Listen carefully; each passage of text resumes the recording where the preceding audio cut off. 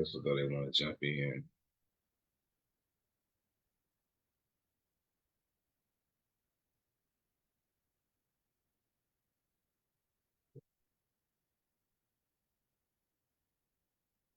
Okay.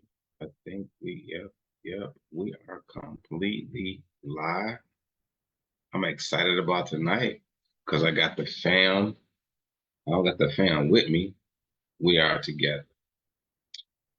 Let's see. I'm going to look to my left, which is probably everybody else's right, just to continue to scroll. I want to stay engaged with whoever jumps in, whether they jump in the the, the Zoom live or then Facebook. So let's see. Okay, I'm gonna do the title real quick because titles when you do Facebook lives, and I'm just speaking to the audience. Sometimes that title doesn't show up, so I'm gonna put the title in there now so people can know what's going on. But if they see the title, then I believe they're more likely to jump in the conversation. So this will take a one hot little second.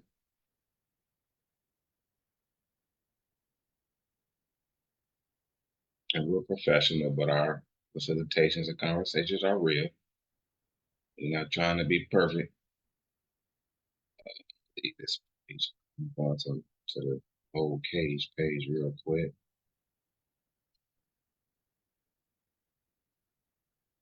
All right.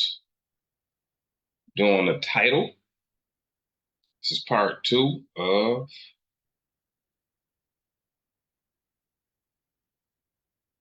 part 2. A parent's guide to enhancing their child's academic success and behavior, part 2. Myself, Mr. Cage. I got Miss Jenny Munoz. I just like to say Munoz real strong. Mr. Brian Ditton and Mr. Donovan. We expanding, nationwide. We're not only in Illinois, but we got some people that's in Maryland, man. So shout out to my Maryland family. Thank you all for sacrificing and joining. It's going to be an enriching experience. All of us will add our flavor, our expertise, our experience to everything. I got Jazz coming in as well. Jazz is also in Maryland, right, B? She is. She is. She's currently putting her daughter to sleep, but she's gonna listen in until further notice, and then I'm sure she'll chime in once her daughter is asleep. I'm with it. Beautiful. Thank you, Jazz, for jumping on. And Brian, thank you for letting us know what's going on with the people. We're gonna jump into this now. Enough with the formalities. Let me share my screen real quick. I gotta get it up first.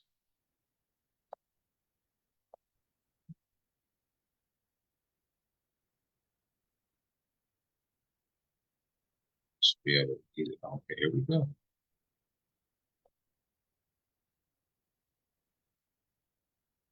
Um, Please forgive the delays, audience. This technology. Y'all know how technology can be. From the top.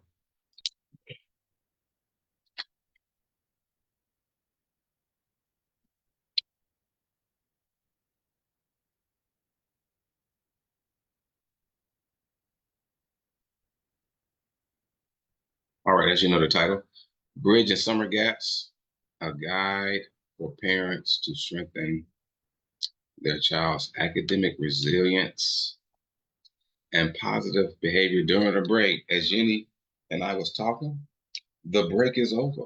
In Illinois, the break is over. And I think, Brian, you said in Maryland, they'll be going in at the first week of September as far as school is concerned.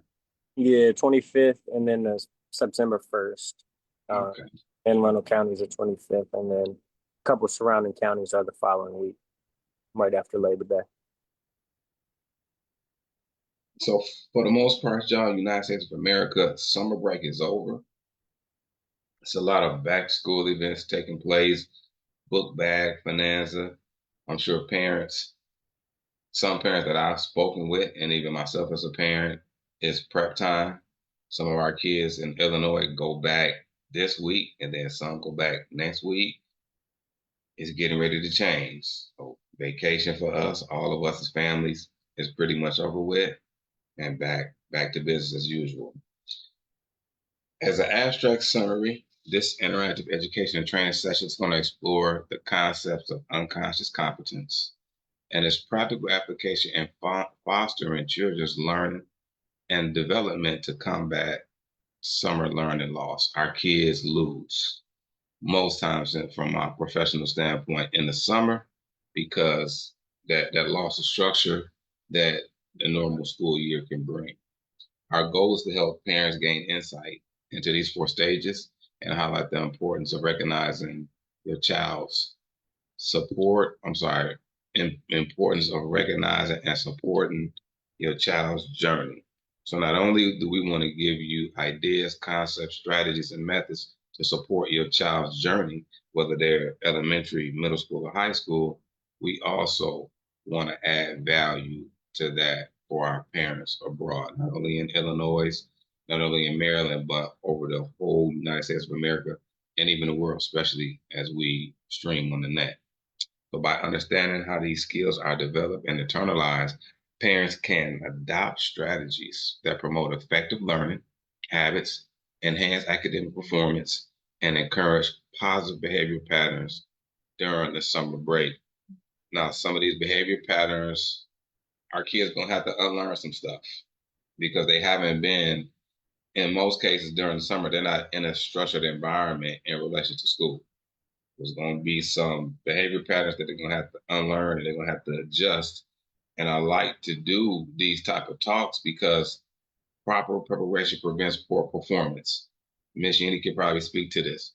That it takes it. I think in each educator or teacher experience, it takes a little bit of time for the kids to adjust back to school and to get into the swing of things, just thinking about if it's a new class and as a teacher you first meeting the students. But I want Miss Yenny, can you share your perspective on that as far as that adjustment, the transition period? Yeah, it's a matter of creating community first, right? Of making sure that we're all there for the shared purpose and that we have ground rules and we all come from different environments where all different types of structures are in play. So the beginning of the school year takes some time, and if that academic regression is there because we have not put in the time to make sure that reading is part of our daily routine, that writing and talking and having deep conversations with the people that we do life with is not part of the daily routine, then that back to school start of the year takes a little bit longer to make sure that everyone is in that space of we're here all with a shared common goal of learning and of getting better. What would you say from your professional experience on average based on all the years that you've taught, on average in your mind, how long does it take the kids to really reacclimate to the school environment? I say probably about 2 to 3 weeks to get back settled in, to get everyone in the class together towards a common goal.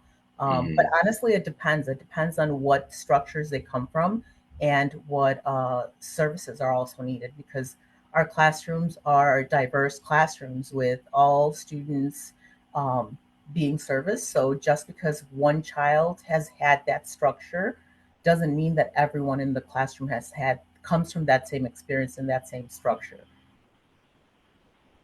So Awesome. it's hard also to again to give it a time frame, but about 2 to 3 weeks for everyone to get to know each other, to create that community, um, and to be prepared to move forward. It's critical because if that time isn't taken, then that those um, those habits, those habits of not taking academics seriously, then bleed into our academic year.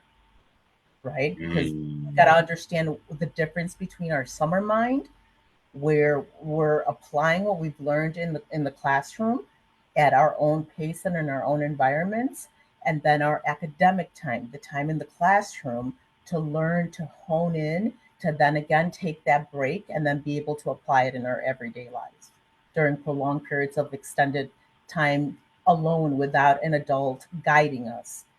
Just like in summer break, we have time to then apply those skills. But if we choose not to apply them, and if we're in environments that don't expect us to apply them, this regression, this academic regression, then takes place. But that doesn't mean that everyone in a classroom experiences that academic regression. That's why we're here.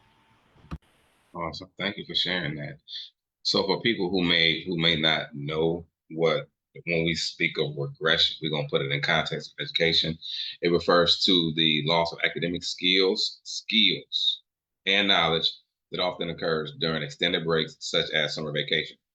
Research indicates that students, especially those from disadvantaged backgrounds, tend to experience substantial regression in crucial subject. Math is a crucial subject, and reading over summer months. And this is one of the foundation statements that we introduced last week, and I'll introduce it again just for sake of clarity. And I'm gonna make some statements, y'all that's watching. Please don't take these statements that I'm gonna say offensively. I'm saying them in love, but it's a rude awakening that we're gonna have to come to. I'm gonna make a few statements. It's gonna be okay. If you watching this on Facebook, and if you need clarity, ask me what I mean. Don't jump down my throat. Statement number one, knowing how a tool is used, which in this context is information, and knowing how to use a tool, which is experience, are two totally different things. Second statement, as a parent, I don't have everything for my child. I don't. As a parent, when I'm speaking in the context strictly right now from, well, academically and behaviorally, I don't have everything. I'm not trying to be religious when I make the statement. But what I want to say is that God didn't load me up with everything for my child. This is why we need the village, because I've been given certain attributes, talents, gift, characteristic, experience to impart to my child, whether that person is elementary, middle school, or high school. But Mr. Brian has some stuff too. And Ms. Yenny has some things too. And Mr. Donovan has some things too.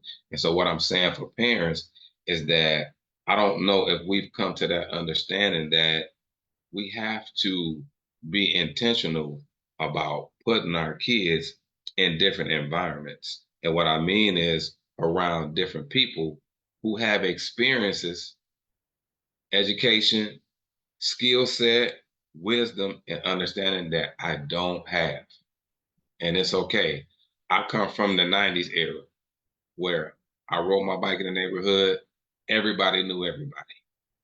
But I understand that 2025 and beyond is different. But that would have us positioned to be more intentional about getting to know each other. Because I don't want to send my child to just any person or any environment. So that would mean that as a parent, I'm going to have to be more intentional and learn about Miss Yenny, spend time with her and her husband, learn about Mr. Brian, spend time with him and his family. I need to invest that time because sometimes as parents, you need a break.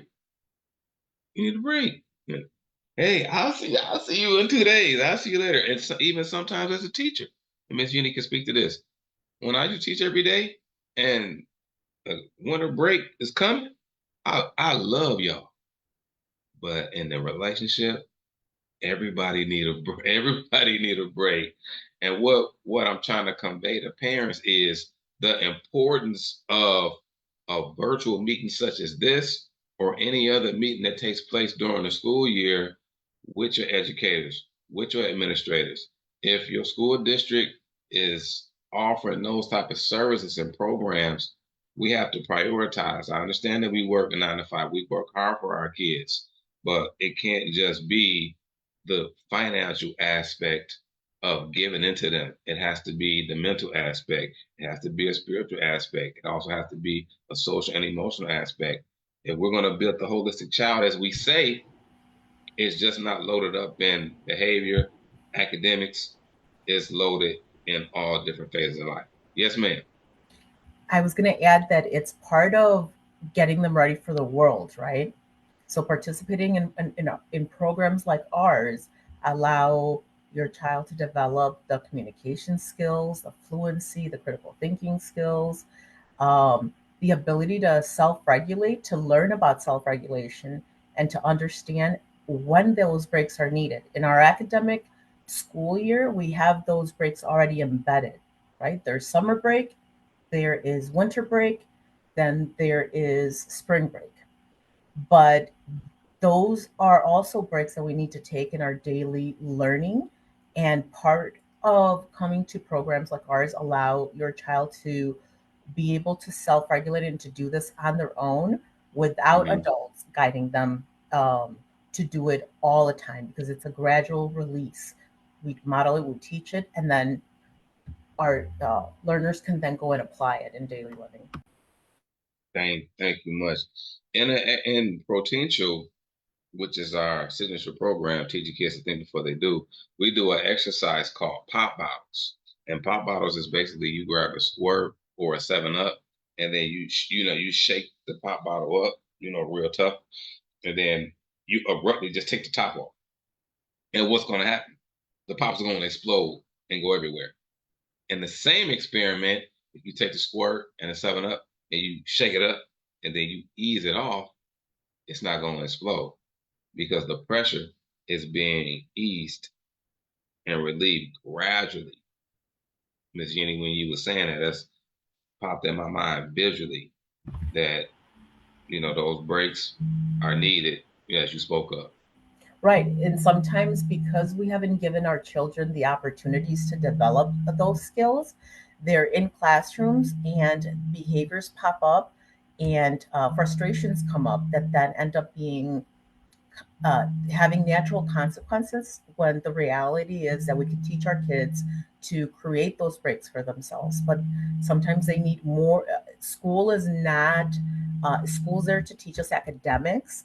And sometimes we don't have the time to teach those social emotional skills that are required, that sometimes we learn from home. But if we don't have those models at home, it requires programs like ours to help us develop them and to apply them and practice them and refine them.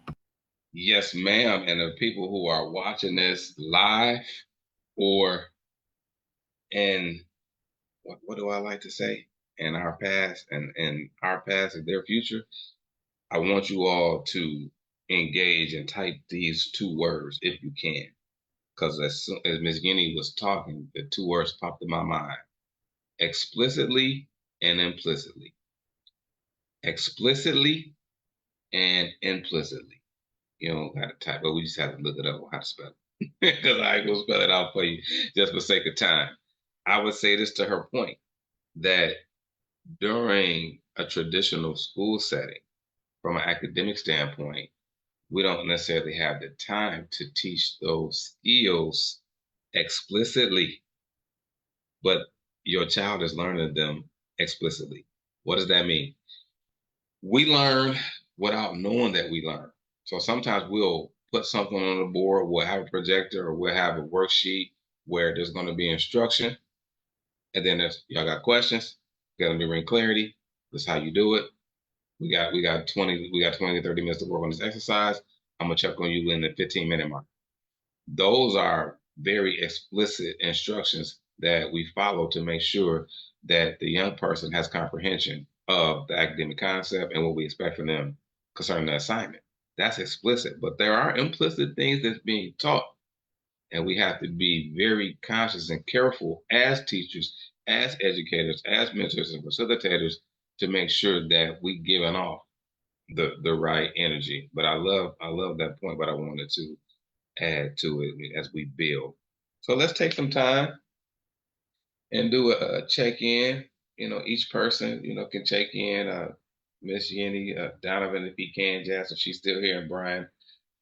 How are you currently feeling? Let's check your battery. And those who are watching, check your battery with us as well.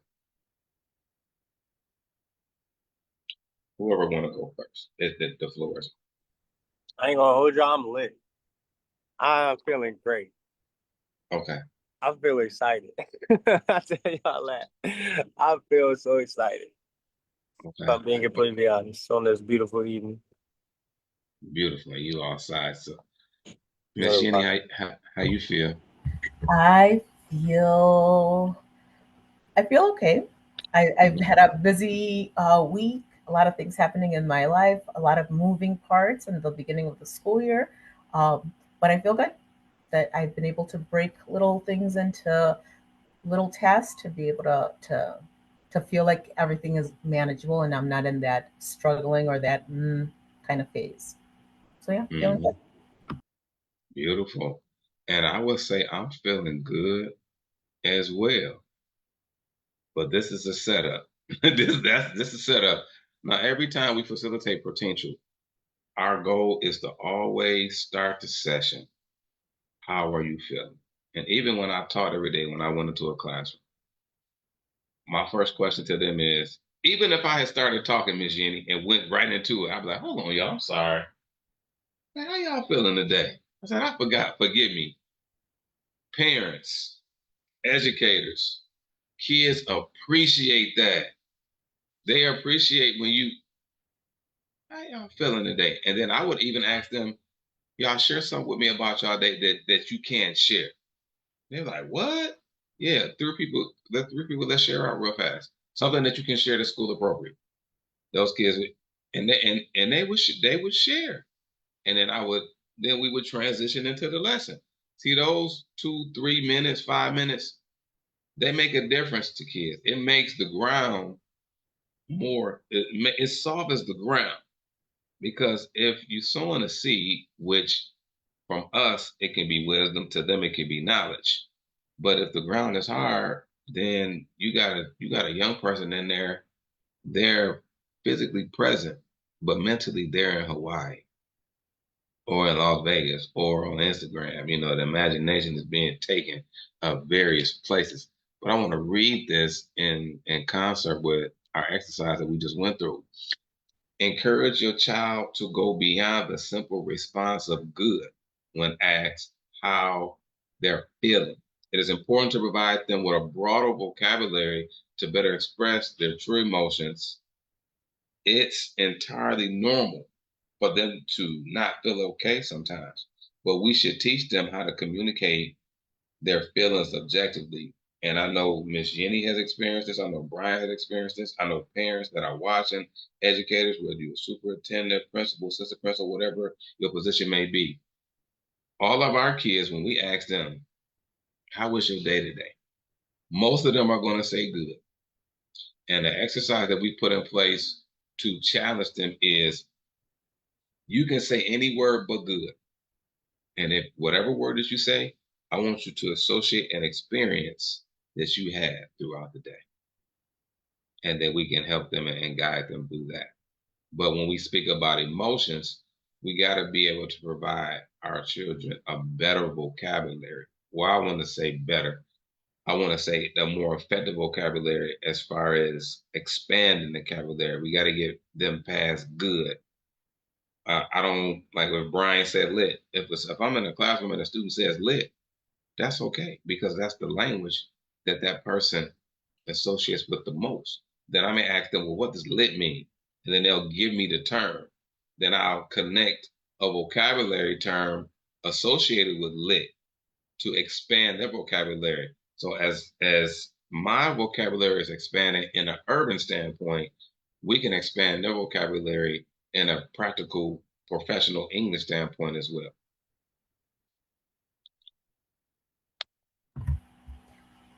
Yeah, this is something we see a lot in dual and bilingual education, right? Ensuring that kids have a rich vocabulary that so that they know how to manipulate the different language repertoires. We think about it only in the terms of dual and bilingual students because they're learning a different language, but the Hmm. reality is that our English only or monolingual students are also learning how to go from those different registers of social language with friends to a more formal register with their teachers to a more relaxed register with adults that they're friends of or friends with. Absolutely. To add to Miss Yenny very quickly, just to full circle, it does become a subconscious code switching for kids, students, and they're not aware that that is a survival tactic. So to bring that, I told you I was impressed that you pulled that word out so nonchalantly during our first interaction. And code Mhm. switching is something that you can tell a kid, they'll remember it, or a student, and they'll say, they'll become more conscious of when, oh, now why can I cuss around my friends without thinking about it? But every time I can't do that around my parents. That's something that's happening here. So just to extend upon that, that idea, code switching is, I feel like, an important something we can highlight as facilitators, as staff members, um, and really structure content, marketing and lessons around that too. Amazing. Thank y'all for sharing. This is amazing. We got to make sure, and this is and now we're gonna go into like some deep conceptual stuff and then transition into the competencies. When the walls of the institution called school come down, externally and internally, what remains is education. Just I want you to not well us, but I'm speaking to the audience. Just absorb that and just reflect on what that really means. When the walls of the institution called school come down, externally, as far as the setup, the process, and logistics, and internally, inside, what remains is education. So, education will expand outside of the four walls of the institution, externally and internally. As an example, the exercise that we just did, we often tell students this needs to be a part of your daily habitual routine, not only in school, but outside the building. But if we don't explicitly share that with them, the question is, do they know? Maybe, maybe not. But it's up to us as parents, as educators, as teachers to be able to have these, different conversations with them and make that small window of time to talk and say, hey, you can use that tool over here too, right? Because I think that sometimes kids just unawarely they get tools, and because they can be primarily conditioned by the external environment, well, this only applies here, and when I'm not here, I'm not going to do it. No, this is a life skill. This is a life skill that you learn, and I'm gonna teach you to it in an explicit manner. Not only implicitly, but I'm gonna really highlight it so you can understand and connect the dots and see the importance of it. And so we're gonna go into something real fast too. This is a statement that that was a download to me Sunday, and it was in the context of sports, but I thought, wow, this is a real good thought. And the thought came, it was a download of, nobody said the thought verbally, but I was watching something and it popped. And so for the great, there is no such thing as an off season. For those who are great, and normally when we think about greatness in American culture, Western culture, we automatically go to sports and entertainment. But when we look at this statement through the lens of academics and in terms of education, it means that just because it's summertime and I'm not in the traditional four walls of the institution, it doesn't mean that I start reading the book. Because in order to be great at anything, you have to give your all to it. One of my all-time quotes, but it has to be practiced in a repetitive way. So this picture is symbolic of one of my Latino students, sweetest girl that you will ever meet. One of my fellow educators ran into her this summer. And he ended up sending me a message and said, I ran into so and so. We had a real good conversation. She asked about you. And I noticed after her and I had our conversation, she was sitting in her car reading a book that sounded like her. That sound like her. That's who she is. And so I'm sharing that story with us for next summer to help us understand that we want our kids to be great academically because that's going to give them an opportunity to have a better quality of life. But we have to want to put in the work with them and be a shining example to them and let them know, hey, just because it's summertime does not mean that it's an off season for you. You can take a break because I want you to. You need that break. But for you to be great at anything, there's no such thing as off season. Great athletes, great performers, great entertainers, they it's them. It's who they are. Anybody got any thought stories that? No. Um, yeah, personally, I love the idea. And it's funny because now that I've been out of education, the American education system for a decade, Hmm. it's funny that it sets you up for the exact opposite of this quote, right?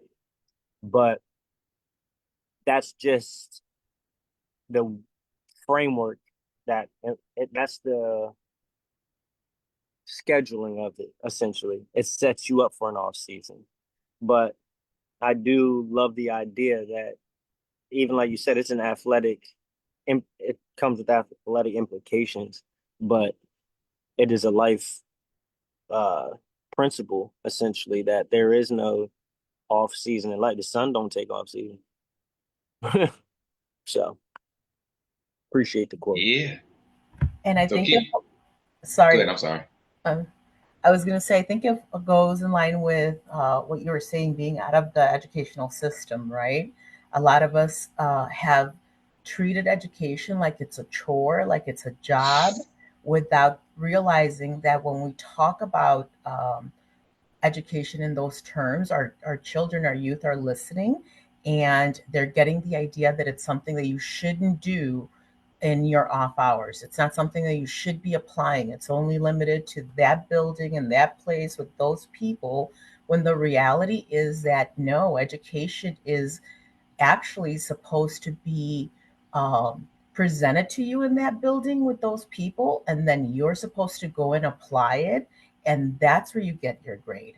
That A in that building just says that you listened, that you paid attention, that you were part of a community that was doing something together at one point in time, but the actual learning and knowledge actually gets applied in the neighborhood as you're talking and playing with friends, as you're going to the grocery store and buying the snacks, as you are walking into the library and looking for the latest book or the latest you know video game that you want to go and check out.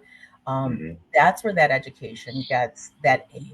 But in that building, that A means something, but it isn't limited to that building.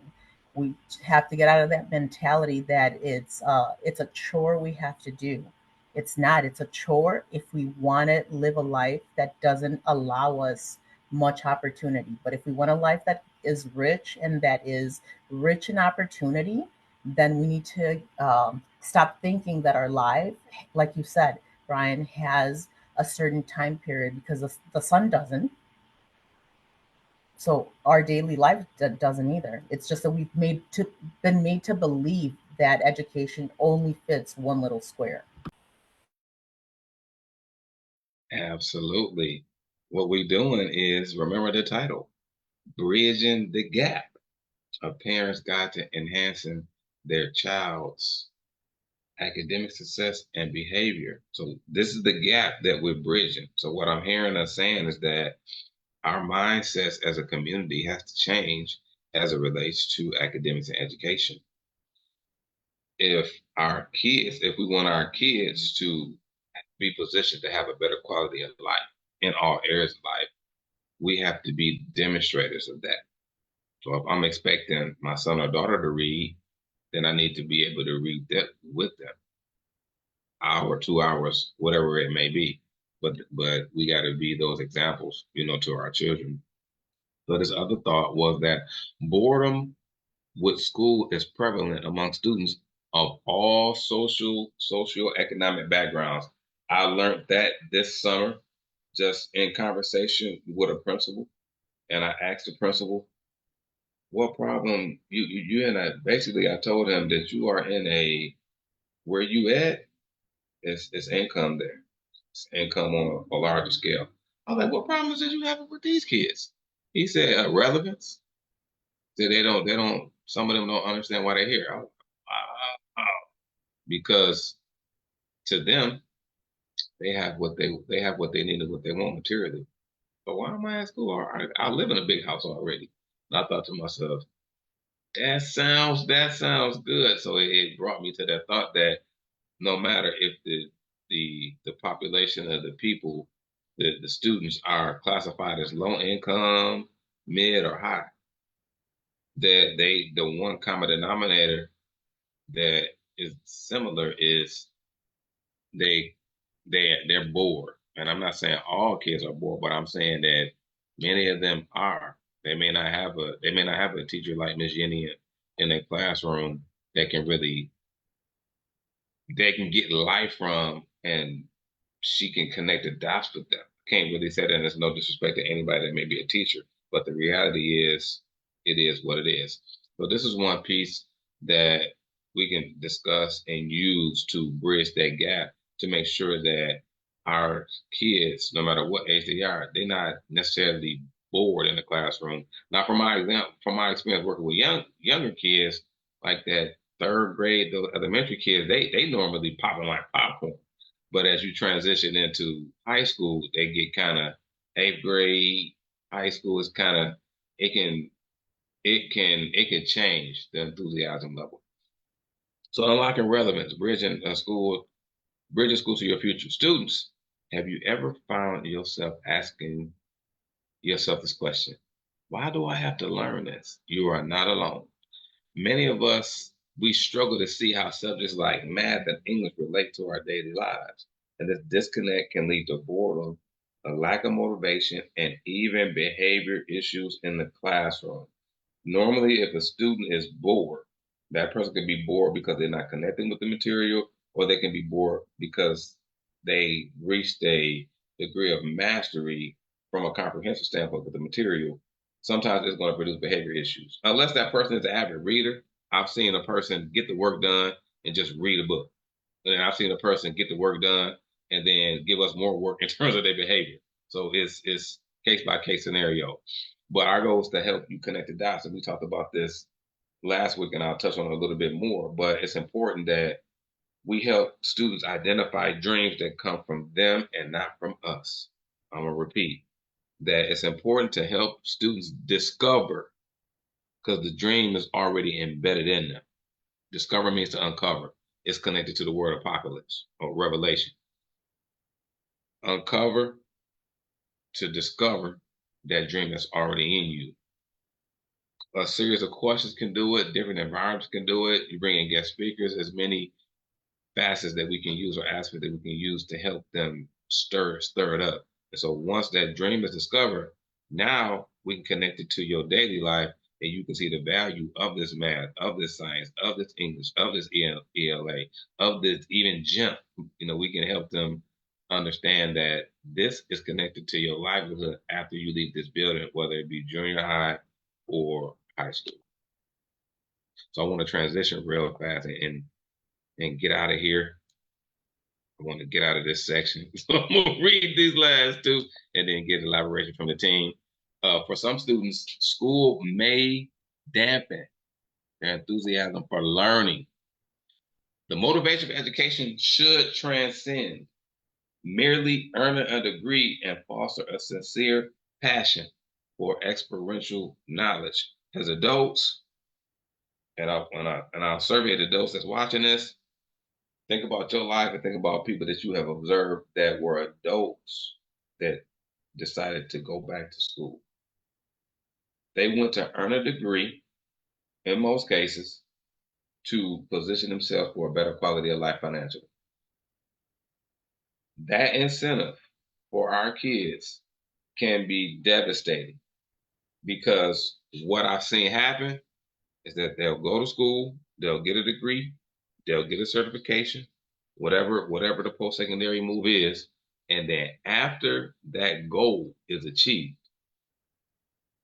there's no more personal development after that. In some cases, we have to help them transcend and say, if you whatever post-secondary path you decide to take in terms of your career, this is a door opener, but you still need to develop, you still need to grow, you still need to progress, especially with how fast technology is moving now. You need to make sure that you're on the cutting edge of your growth and development on a personal and professional level. But the incentive of the degree has stopped many people because what I see is that some people they're not they may not be structured enough to commit to their own independent study unless it's an incentive of, okay, I'm about to get this degree and it's going to take me to, another plateau as far as the money. And that's very menial. I understand that we do it, but we gotta, change our mindset and think about it differently, take a different approach. So lastly, for some students, homework is not important. We have surveyed students and we would ask them, okay, is homework important? Many of them said no. Maybe one or two said yes, and then one was like in between. It's it's a case scenario situation, and so our conversation with them was, well, yeah, we understand that, but you got to remember, homework is allows you to do your own independent studies and get in the habit of building those muscles. But most importantly to us, it's building a habit that you are a continuous learner outside the four walls. So the four walls do not relegate or limit you to your pursuit as far as your growth and development in academics or from a vocational standpoint. If you build these habits as a lifelong learner, the quality of life in all areas will be different. All right, y'all. What y'all got? Anybody want to speak to anything? I think that's what you said, being a lifelong learner, right? A lot of us think Mm-hmm. that learning is just K through 12 or K through, whatever degree you want to go get. But the reality is that we're learning every single day in every interaction we have with every single person. Um, but we just don't call it that. So we need to change our mentality around what we consider learning and education and understand that life itself is education. And then we get to choose what we want to do with it. If we just want to breathe, life will continue to happen and unfold, and then we might end up falling into that victim mentality of why does this happen to me without realizing that there are tools, there are resources, there are people waiting to do community with you to make sure that you reach that level that you have all the potential to reach, whether you have limitations or not, of motivation, of um, being able to attend to tasks. Sometimes it's a matter of developing the right skill and the right support to help you reach success. But if you're not even attempting it, then no amount of tools around you or services or programs around you are going to be able to make up the difference. It takes action on your part.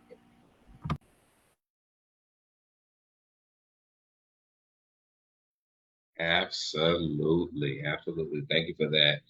We're going to touch on dip and dap real fast, and then we'll transition into the other portion.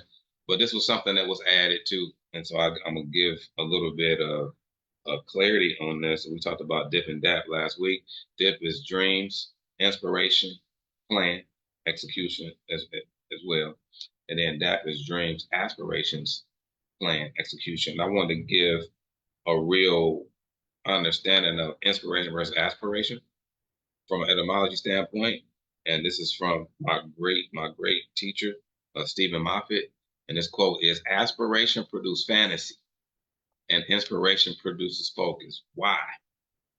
And from the etymology standpoint, the word aspiration is basically the core lies in the Latin verb aspire.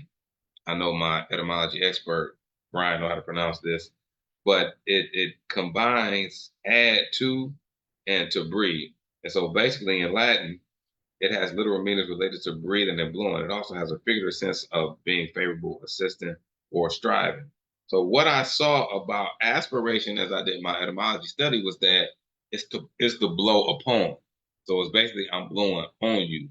But the inspiration is coming from inside. So it's the blow, it's the wind from within. So if you look at the two first letters of inspiration is what, Brian, my etymology expert, IN. Can you elaborate on that for us? It goes back to what you told us to put into the chat. Explicit versus implicit. English is full of homonyms, homophones, double meanings, and contradictions, unfortunately. But ex and as, the two prefixes prior to aspire, they have similar meanings. Like you said, they're the opposite of within. So if we're seeking without, that's Mm-hmm. duality. We're always going to be in a fantasy. We're going to live in vanity, and we don't want our children living in vanity. We want them with clarity, to live in with a clear perception of reality, and we want them to see their purpose and where they fit in reality. Um, Mm-hmm. Part of that educational system that we spoke about, it made the world seem huge. It seemed made the world seem very big to me, and as I've grown, it's shrunk. So I Yeah. feel as though I can easily place my stamp on it, and I know I have my community, no matter if it's through an iPad screen or if it's through a handshake. And that's what matters, is that we're instilling that same belief into our students rather than making them believe it or yeah, true, forcing it upon them through a system. Yeah. The concept of check this out, y'all. This not deep. We ain't going deep yet, but we don't necessarily deal on the surface cosmetic stuff, but for sustainability, we got to go deep. The concept of inspiration has evolved from its literal meaning of breathing to encompass the idea of divine or supernatural influence, particularly in the context of sacred writings. Later, it expanded to include the notion of intellectual or emotional influence and the act of suggesting opinions. So, from an etymology standpoint, if people are not familiar with what etymology is, it's basically the progression of the word. So, it's the original context. Then, as humans, we begin to add our definition on stuff, and it loses the original meaning. And this is a bad example. No, I won't use that example. That would be bad. Let me be general then. When we water stuff down as humans, we take away the potency of the word. That's what I would say. So when we add our meaning to it based on our experience and our evolution intellectually, that inspired, it doesn't have the same than it would. But when we ask a student, Miss Yenny, what is your dream? We are tapping into that person's imagination and it's coming from them. Then we connect the practical daily practices that that person needs to understand and execute consistently for the person's dream to come into reality. Then, if the child's behavior goes left, we can redirect that person because I'm going to bring you back to what you told me your dream was. You told me that you wanted to be a teacher, you wanted to be a bilingual teacher, Miss Yenny. Well, that behavior right there, and I'm not trying to condemn you, I'm identifying the behavior. And I've had to tell students this, I'm not necessarily addressing you, I'm addressing the behavior that's not reflective of who you are. So get out your feelings. They be like, okay. But that behavior right there, it's not going to allow you to journey the pathway of being a bilingual teacher that you want to be to help people. Don't you want to help people? Yeah. Well, how can we work together? To improve that. And they will respond, when you approach it in that manner. To So we'll get. one step further, real quick, not to denote Steve, the author, it was Steve Moffat. Mm-hmm. Etymologically, we can also think as well. Aspiration leads to manipulation. Inspiration leads to manifestation. From a Mm. leader and a facilitator standpoint, when we're manipulating, we're moving in lack. When we're manifesting, we're moving in conviction. Yeah, thank you for that, sir. I'm gonna Absolutely. always, I'm gonna always count on Mr. Brian. Real talk, yeah. So now I wanted to, rehash and introduce and go a little bit deeper as to why this conversation, why this exercise, why all this feedback as a potential team is important to bridge the gap to ensure that our kids have the best possible chance to be successful in their academic success and also behaviorally because it's a correlation between the two. And so habits separate those who are great from those who are average or good. When we say average or good and we say great, average or good, we're speaking about behavior. When we say great, we're saying that greatness that's in that person. So we believe that every person on the face of the planet, every student is great. Every single individual has greatness in them. It's just getting them into the right environment to cultivate the habits. So it's going to be the habits that separate those who are great from those who are average or good. So we used our brother Krim last week. Shout out to brother Krim wherever he's at, our brother. And then we gave an example of reading. Let me see. So 3 strategies to improve literacy at home. Ask your child's teacher what you can do to support them with what they're learning and show our kids that education just doesn't happen at school. We elaborated on that a little bit. And then we talked about, providing the kids with incentives, not only monetarily, but through positive reinforcement. So here we go. We have landed the plane. I want to take a little side note and a break to see if anybody had any thoughts, comments, feedback that they want to share before we go into the meat and potatoes of tonight. No, we all good. So here we go. Whether you have a biological child or you don't, whether you have a niece or nephew, or whether you had an encounter with a young person, you can do it by show of hands or you can put it in the chat. How many of us have ever encountered a young person in those several examples and we asked them a question and they responded by saying, I don't know. And then sometimes as parents, we'll do stuff like this. What you mean you don't know? Right? You know. This is this could be very common. And we're gonna share why sometimes students or kids respond with I don't know. So there's at least it could be more, but there's at least 3 reasons why young people, children, whether they elementary all the way up to high school, and even sometimes us as adults, why we respond with the term or statement I don't know. Not in any particular order of importance, but I would say one of the first ones is manipulation. It's the absence of accountability because sometimes our kids know what they're doing. They may not know why, but they know what. Especially when you have tremendously good parents out there, you have good teachers that have installed these values in them and have actually represented what a good standard looks like. And then you have fear of repercussions. So if my mom coming and I've been an eyewitness of this in one-on-one sessions that I've done with families, I would have a young person and they would do something at school that would get them suspended. And then they would meet with me and I'll ask them, you know what, Brian, I heard this took place at school. Your mom shared some things with me. Your dad said this and your mom said that. I want to hear what your perspective is. Like, what will position you to do something like that? And they would tell me because I'm not their parent, right? And then secondly, because I'm inquiring. I'm really trying to find out your why. I'm not trying to find out your why to make it a explicit teaching lesson because I'm gonna teach you implicitly anyway through the conversation. But I'm not necessarily trying to. You did this, well, you shouldn't do this because of. No, I'm trying to create a safe space so they can open up and share with me, like, what's your thinking? Where is this line at? Third reason is development of cognitive skills. Some of those cognitive skills, the critical thinking skills, have yet to be developed. Why?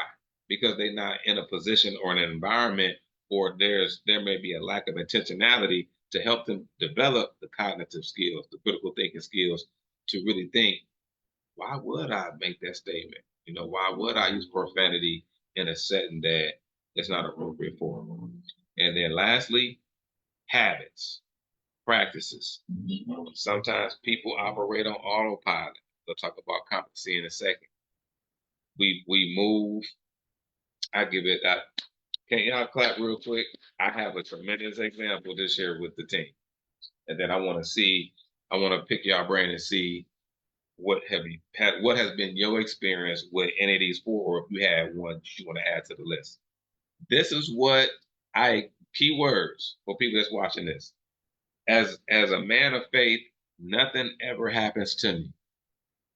I have experiences. Even though the experience are perceived as bad, I can still extract the lesson out of that experience and put it in my fuel tank in my vehicle as I learn and move in this journey. I was on the deck because Mr. Brandon and I did some one-on-one work this morning. So I was on the deck the entire morning and afternoon working on stuff, zooming, everything that I do throughout the son comes home. Son is 12, will be 13 at the end of August. He come home and immediately he does what he needs to do with his room, but he wants to ride his bike. He wants to ride his bike. All the bikes is on the deck. So his mom bike is on the deck, my bike is on the deck, his bike is on the deck. His bike is the bike on the outer because I didn't want to put my bike on the outer because he have a problem moving it, and I want him to break my stuff. So he grabs his bike and I'm on the deck and he leaves, but I'm doing the record. So he kind of interrupted me, but I kind of looked, but I stayed focused. I finished the recording. He got the bike. He left. He shut the door. Now I was in Romeoville, Illinois. It was at least had to be close to 90 degrees outside. I want to go in the house, but when I tried to open the door, it was locked. He locked the door. I didn't get mad. I texted his mom, "Can you open the door for me?" And it took her maybe 1, 2 minutes because I heard her footsteps, and she opened the door and she said to me, "Oh, he locked you out." She was laughing. I'm like, "Yeah, it's all good." But he eventually came back, and I just remember I locked the door. You okay? I was like, "Yeah, I'm good." I wasn't upset because he did it out of habit. That's what he normally does. He'll get his bike, he'll get it in the kitchen, take it into the doorway, and he'll lock the door. I want him to lock the door. But I'm saying that because as a parent, I didn't get upset. So sometimes when our kids do stuff, they're doing it out of habit. And that means we got to have emotional intelligence and be self aware in the moment, not to be angry because sometimes they do stuff out of habit. But I want to give the floor to the team and see if you can speak to any of these examples, or do you have any examples of your own? Well, I was going to also add that those habits develop, and sometimes our their frontal cortex is not developed enough to be able to know that in 1 minute that habit might have been useful, but in the next situation, that habit, that same habit, is not going to produce the same positive results. So to your situation where he's gotten used to locking the door because it's a safety issue and that's exactly what you want him to do. But in this situation where he saw you outside and knew you were going to be out, you were out there recording, it just didn't click that, hey, different situations, different scenarios.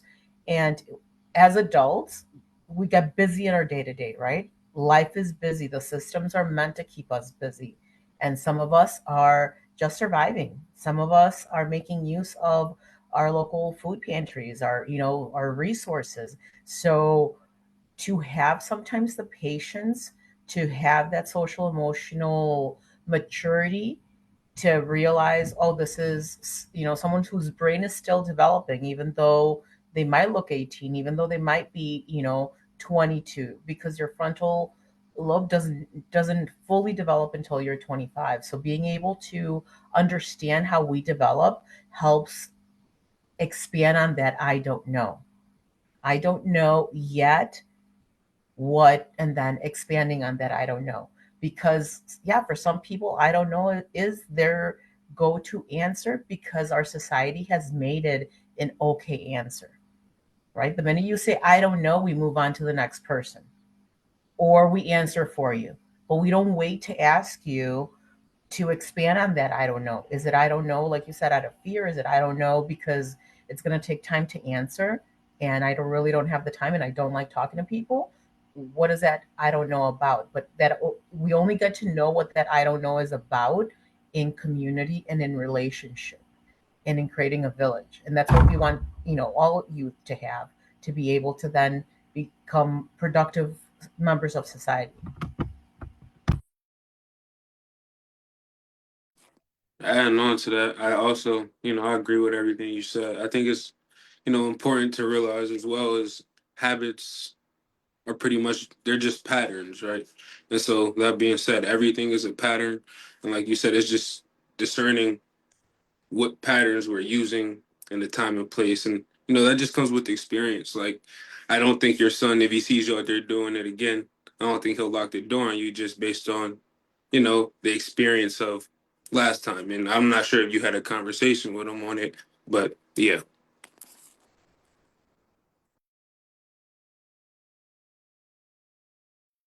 Thank you for that too. I was listening to you, and I was looking up something because I asked, to Yenny's point, I was asking some students last school year, when the teacher asks you a question, why I don't answer it, and they gave me about five strong answers from them.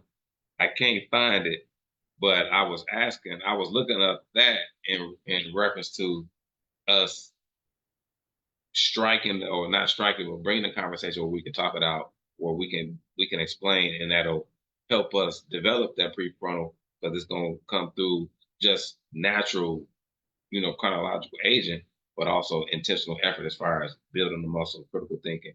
What you mean? I don't know. What is that? Why don't you know? Let's talk about it. But I appreciate that, Donovan, for you sharing. Let's go into this. We're gonna land the plane somewhere over here. So here we go. I love this. This is where we get. This is where we get to it. Let me see. I'm trying. So you got unconscious incompetence. You are unaware of the skill and your lack of proficiency. And then you have conscious incompetence. You are aware of the skill, but you're not yet proficient. Unconscious competence, performing a skill, I'm sorry, conscious competence, you are able to use the skill, but only with effort. And then unconscious competence, performing the skill becomes an autopilot. So our goal is to, I had to say I want to say help our kids develop into unconscious competence from a good or counterproductive habitual standpoint. So, in layman's terms, when the child is unconsciously incompetent, man, I don't know what I don't know. And this is all of us as humans in different areas of life. Man, I don't know what I don't know because I have yet to been exposed to it, or him or her, or the concept. Therefore, I don't understand the importance of it. Then you have conscious incompetence. I don't know what I don't know.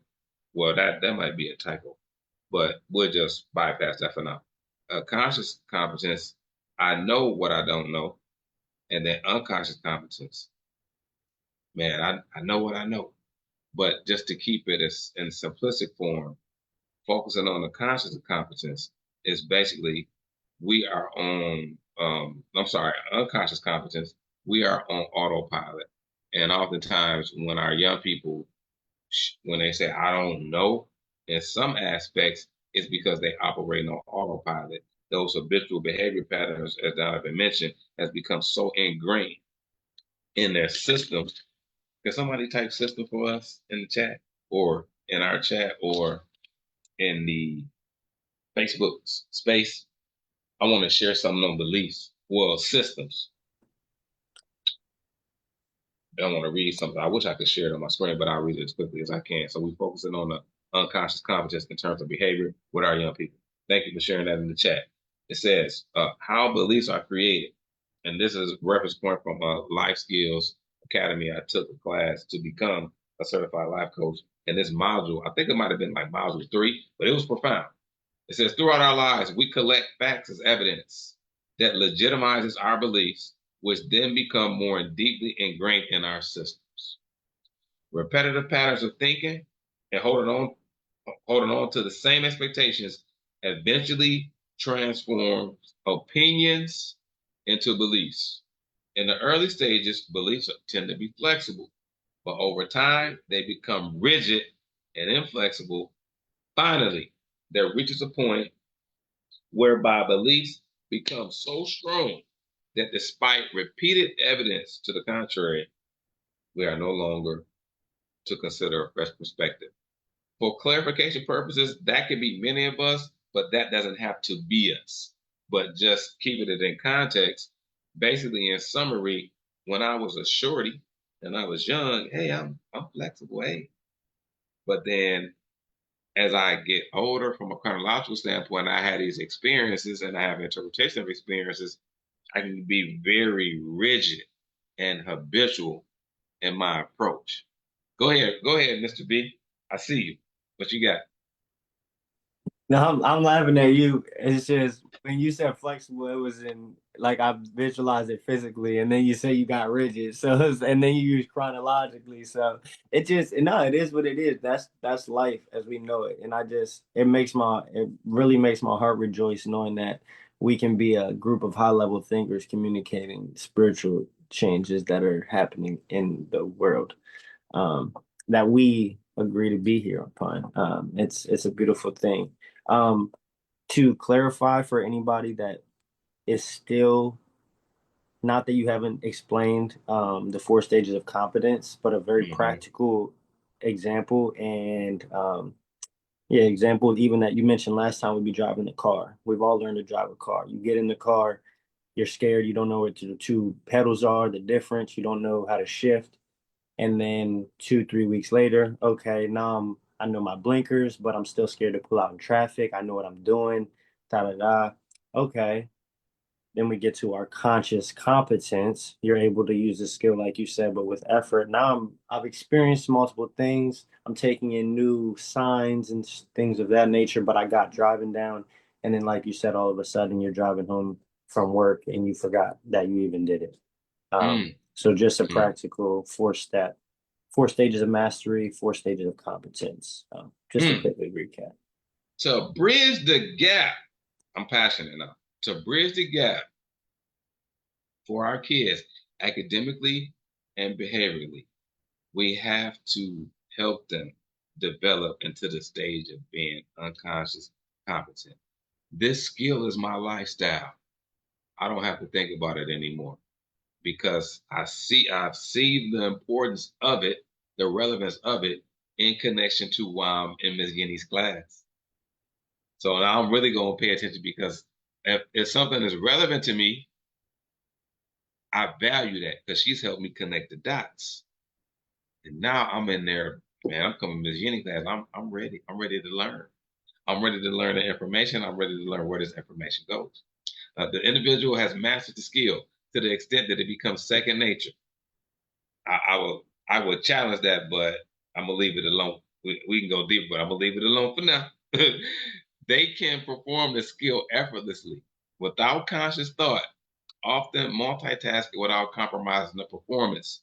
The skill has become internalized so deeply that it is carried out automatically, similar to the way, as you mentioned, experienced drivers might navigate and react without consciously thinking. 3 steps.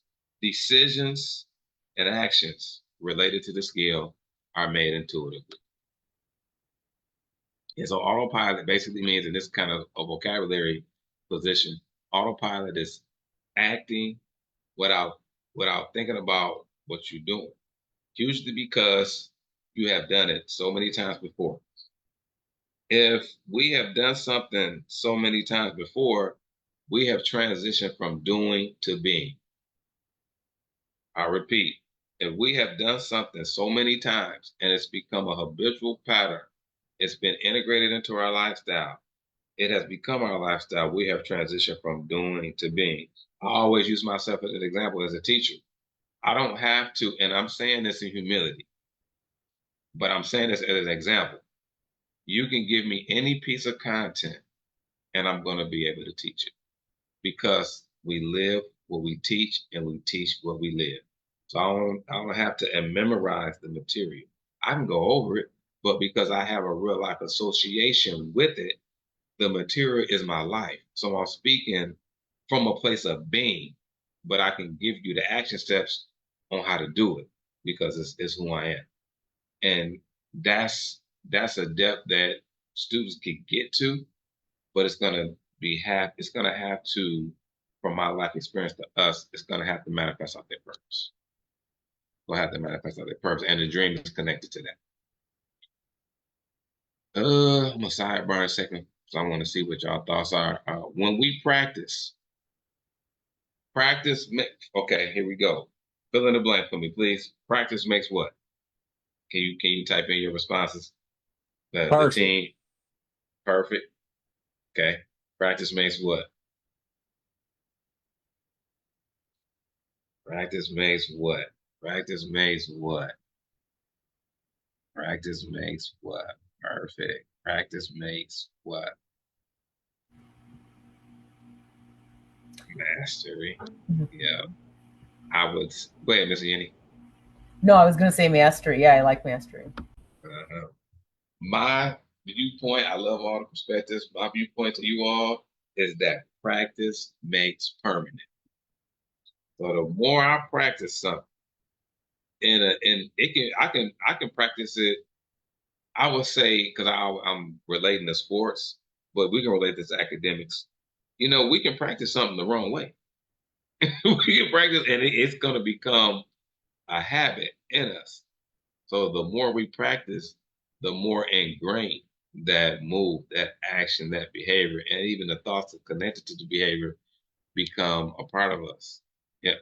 Permanent master. Thank you much. See how teamwork made the dream work. So when we practice means, as Ms. Jenny talked about, applying what was shared, the information that our kids and our students are being taught in academic settings. If it is not applied, it never transforms out of the stage of information. And what occurs is that you have students that are smart from an intellectual, informative standpoint, but when it's time to redirect their behavior, it can be very hard. Speaking from experience, it can be very hard because their mindset is, I'm intelligent. So how you gonna tell me what I subconsciously? Because your intelligence right now, if we segment it, is connected to your academics. But we're talking about your social and emotional development. We're talking about your interpersonal skills. Please have a seat. You know, well, I gotta trust me. Just have a seat. Don't. I've told students before because I can be, well, at that time I could be combative. So I'll give you this story so I can keep it in context so we won't run people away from the program. This was during like the back end of COVID. You know, COVID, we had masks on. We were very sanitary focused. We took a trip. Our school took a trip to feed my starving children in Aurora. So basically, feeding the starving children is you get a group, you pack food, and it gets sent overseas. So in this specific situation, one of our students was already doing this. He was already wiping his nose too much, but he did have on a mask. But if you wiping your nose, you got to pull the mask down. The instructors, before you go into the back to begin to pack the food, they let you know what the expectation and the rules are. You cannot go back here and do A, B, and C. You have to wash your hands. We all understood it. He came back and he either sneezed or wiped his nose. I was like, sir, uh, go wash your hands. I said, go wash your hands. So he went and washed his hands. And then he came back and I said, sir, listen, you cannot do that back here. If you do it again, I'm going to send you to the front. He did it again, sir. So he was looking at me. I said, don't think about it. Just do what I'm telling you. And he was a highly intellectual student. Thank God for staff, because one of my staff members saved me. It's like, Mr. Case, I'll take him. He can work with me over here, and he can put stickers on the packages. Miss so thank you. Salutations. I appreciate you. But I'm giving an example because sometimes when students can be they comprehend very quickly. They can be very intellectual, very informative. It can really be a roadblock into them receiving behavior redirection. So I'll finish this. The principle of redundancy, I want to substitute redundancy and say repetition. The principle of repetition is activated when we practice. When we apply what we share. Repetition builds muscle memory in the mind, meaning perception, because whatever is practiced is internalized and runs on autopilot when we are in the game of life. Let's see. Time is. So we'll finish this and then get a floor to the team. To become unconsciously competent at a skill, this is a key point. So this is us bridging the gap. So our goal was to introduce the core competencies and really highlight unconscious competence to help our parents and community understand that we have to develop our kids academically and behaviorally to help them reach this point. So to become unconsciously competent at a skill, we must first identify the skill and then recognize or become aware of its importance in addition to consistent practice and dedication. So I need Ms. Jenny to help me with this skill and identify the importance of the skill. And once I identify the importance of the skill, which is basically saying the relevance of the skill long-term for my life and associated with my dream, it makes me more susceptible to receive what she has to say, the wisdom that she has to offer, and the different techniques and strategies that she's going to teach me how to put into practice so I can be successful in my life. And so I'll leave it here and just introduce the muscle memory. Muscle memory in context of classroom behavior refers to repetitive actions or behaviors that become automatic or ingrained through practice and repetition. So even with Miss Yenny, and I'll move out the way so she can speak to that, she's in preparation. She's already in her school. So Miss Yenny, I would ask you, how do you cultivate, what would you say to parents? Well, my first question is, how do you cultivate an environment where muscle memory can be activated to really have a rich environment for your classroom? And what would you say to parents to assist you in making that become a reality? It starts with parents and creating a community with parents as well as with students of understanding that there is a role for them in the academic journey, a role for their child or their young adult, and a role for me. And making sure that we're all holding up our end of the deal. And when we're not able to, because life happens to all of us, teachers Mm-hmm. sometimes, have to take off. Parents sometimes cannot be on top of learners to be doing their work. Learners sometimes need to be pushed. If we have a relationship, then it's easier for you as a parent to let me know, and for me as a teacher to say, hey, I've noticed this. So I think that's one thing I would say, just that relationship and that we have with our educators. While we live in a society that tries to pit teachers against educators and tries to find someone to pin the blame on why our children are not successful, or why they're struggling, or why they're not motivated. The reality is that we need to cut away that division and realize that at the end of the day, your child's success is success for all of us, because your child being able to grow up and be an active member of society, have a job, have good self-esteem, have social emotional regulation, be able to have relationships, grow up and be a parent and be a learner and be a productive member of society is really a win for everybody. But when we are not working together and we don't start off from that point of this is a team, this is a village, this is the goal is to move your child forward, move your young adult forward. Um, I think that's when it might begin to fall apart before it even begins. So that's why I start with relationship building, not just with students but with parents. I love. Thank you for that. And then I'll kind of jump into that and then see what Brian and Mr. Jonathan may have to say.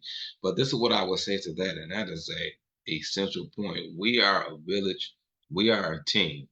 Parents, please hear me when I say this. Don't fall victim to your child saying something that the teacher said. Don't fall victim to that. So my teacher said this is coming from your child. Sometimes our kids misinterpret the intent and what that teacher meant, dean, counselor meant by what they said. If we lack an emotional intelligence and we just lack in wisdom, we gonna what they say. Oh, your teacher never tell your student to tell the teacher anything. Teachers give us, and I'm speaking generally speaking because I've been around tremendous and great educators. Teachers will communicate. They will give you their email address. They will give you their direct number as far as to the classroom. Communicate. We have to extract that young person out of there.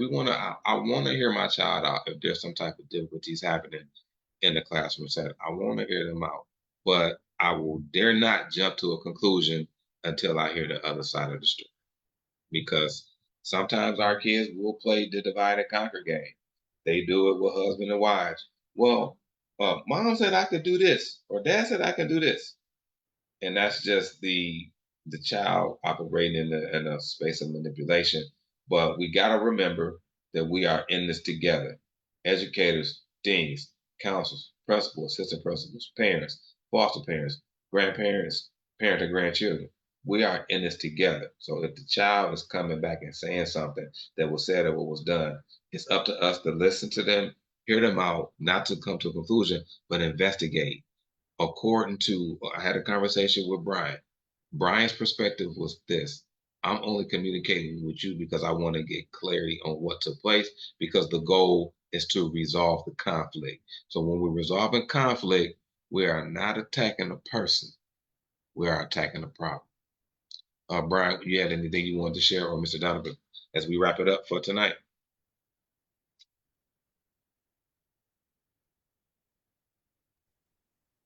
Yeah, I agree with all of that.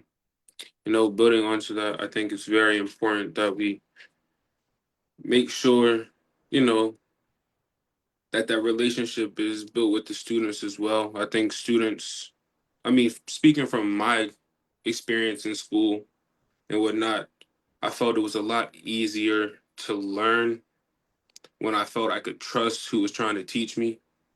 And then on top of that, there were certain things my parents would tell me. And just because they were my parents, I wasn't receiving the message. So, like, if you have a teacher with a good relationship that can relay the same information differently, then that can, help the child grasp onto that a little better. Yes, sir. Yes, sir. I'm with you. What you got, Yeah. Mr. B? OGB? Uh, it's I find it interesting because obviously Don and I, well, not obviously, but Don and I aren't parents, right? So we have a essentially a limited perspective, but at the same time, once you become a parent, you can't not be a parent anymore. So there's a level of identification that we can't connect to, but at the same time that a parent also can't connect to what we have. It's a lot. You can't tell a parent to remember when you weren't a parent. like, but I say that all that word relationship, you know me, I think 1 + 1 = 3. That's because relationships aren't visible. When it when we are bridging the gap, so to speak, I think it is important that we not only bridge that gap personally through what we know, our knowledge and our explanations and our presentations and such, but essentially going back to what you said, I'm only as valuable. My business is mm, the more value I provide to my business personally, the less valuable it is. So we need to be instilling these beliefs and then making sure not only the students, but the parents are now becoming unconsciously competent too. So they're leading by example and they're instilling these beliefs. And together, that's how you break perpetual cycles, generational karma, things like that. So, I mean, every kid wants to be with their parent until they don't. And then they get to a point in their life when they go, oh, all I want to do is be back with my parents. So, fortunately for me, that happened early through meditation, journaling, and introspection. But once a relationship forms, it's there. How you utilize it, it's a tool. How you utilize a relationship is up to those who whom the relationship depends upon. So, and I mentioned that Chinese character. That's why I find the symbol for a Chinese character so fascinating. It's two sticks depending on one another. If one falls, so does the other. Mhm. Does that mean the relationship doesn't exist anymore? Not necessarily. So, And I think No. if right now you don't have that relationship, or if you haven't built that relationship, um, that those relationships can be rebuilt or built up using the right resources and the right supports. So if mhm. you're a family right now that's struggling, whose child is unmotivated to attend school, who, it's a struggle to even just get register, and you're thinking, I can't do this, reach out. That's why we're here, to make sure that your child goes through the phase of whatever they're going through, Yeah, has a social emotional regulation to be able to withstand the journey that they're on, and to find the purpose for their life, because not everyone's purpose in life is going on to a 4-year degree, facts. right? There's many paths in the world, and it's a matter of helping your child figure out what is a path for them. And no other human being on the planet is going to be able to give them what that path is, because that knowledge is inside them. But it's a matter of being focused enough to pay attention to the education you're getting in the building, to then be able to apply that education to yourself and to know yourself enough to create values, to create a purpose for your life, and to create a goal for your life. And that's what we want to help you do and help your child do. Powerful. I have nothing else to add. I have nothing to say. I'm tremendously appreciative of us coming together and sharing our different expertises, our different viewpoints, and just ideas, that we have from our own different experience. I'm hoping and praying that, people that's watching this, whether it was on Facebook, whether it was on LinkedIn or YouTube or wherever we post this content, that somebody somewhere can pull something from one of us that they can actually put it into application and increase the likelihood of their kids being successful from an academic and behavior standpoint. Next week, we're going to finish out that section, and then that'll be the last week.